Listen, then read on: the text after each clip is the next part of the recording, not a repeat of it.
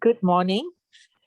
I'd like to talk to you about aging and resilience among the elderly in a province in Pakistan. The province is called Sindh, and the particular area we are looking at is an area called Larkana in Sindh in Pakistan. And we are looking at members of the Sindhi community.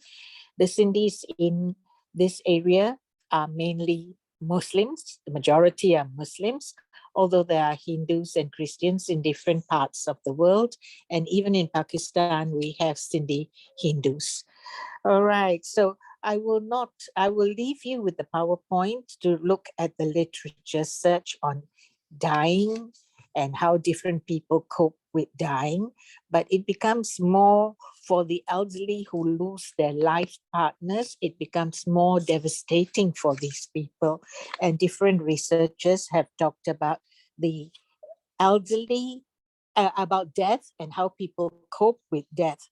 But we want to look specifically at the elderly and how some members of the elderly community can attain resilience even when a life partner of many years dies. What is resilience? Resilience is the ability to bounce back and recover physical and psychological health in the face of adversity, according to Castle. And Hone has identified three major strategies of resilience. And these three major strategies of resilience are mentioned in the PowerPoint. Robertson, in 2020, very recently, gives a model of resilience, and it's known as the STRONG model. And the details of the STRONG model are shown on your PowerPoint. I hope that this PowerPoint will be given to you so you can read the literature search, but being given 8 minutes, I will not read the literature search. I go on to the methodology. The focus was, for this initial preliminary study, was 12 older Sindhis living in different districts in Sindh. And the criterion was of course, age of 60 years and older. And the data was collected through conversations on WhatsApp because of COVID, which resulted in non-physical calls, but more using social media. Interviews with each participant was about 25 to 40 minutes, and the language used was Sindhi, and notes were taken, and later these notes were returned to the participants to verify the authenticity of what had been said.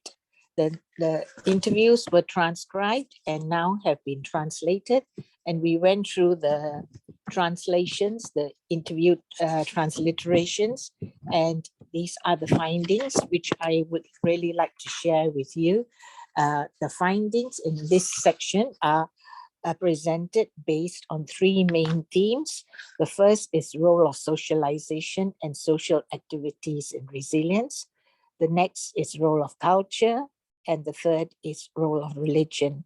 Religion is one very important aspect of culture, but in these findings, we have put it as a separate subsection. Okay, let's look at the first one, the role of socialization and social activities. And going through the interviews, we get responses like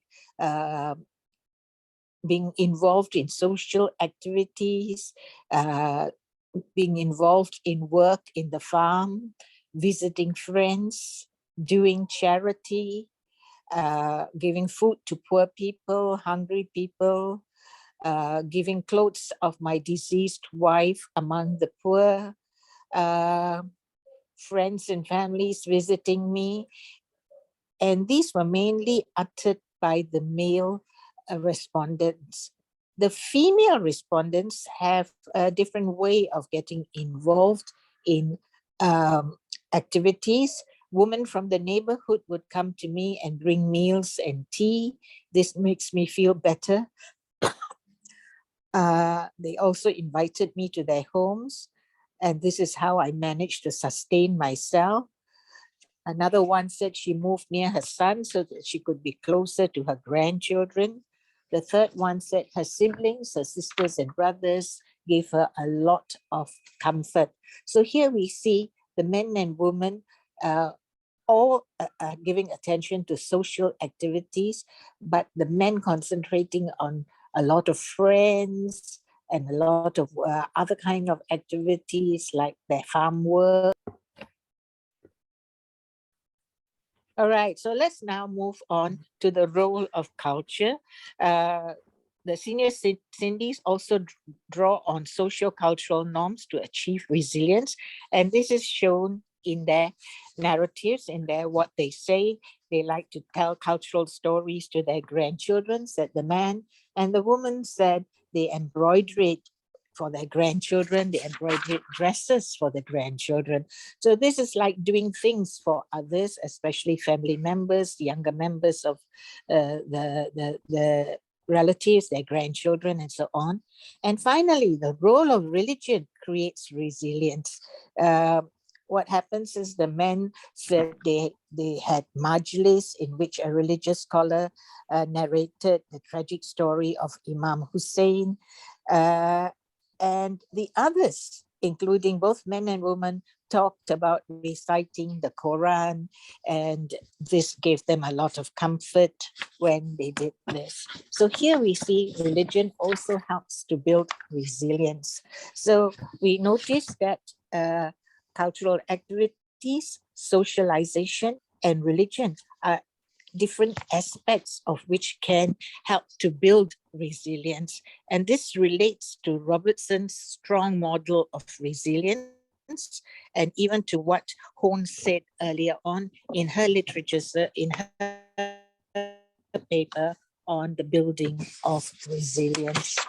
So in conclusion, I would like to say that the senior Cindy's we interviewed achieved resilience through socialization, social activities, cultural practices, religious practices, and in a way they duplicate what Hone's strategies of resilience were, and Robertson's model of resilience also can be applied to these respondents. Thank you very much. We hope to do a much larger study, but we wanted to show how older people achieve resilience, and we focused on the Sindhi community in Larkana in Sindh in Pakistan. Thank you.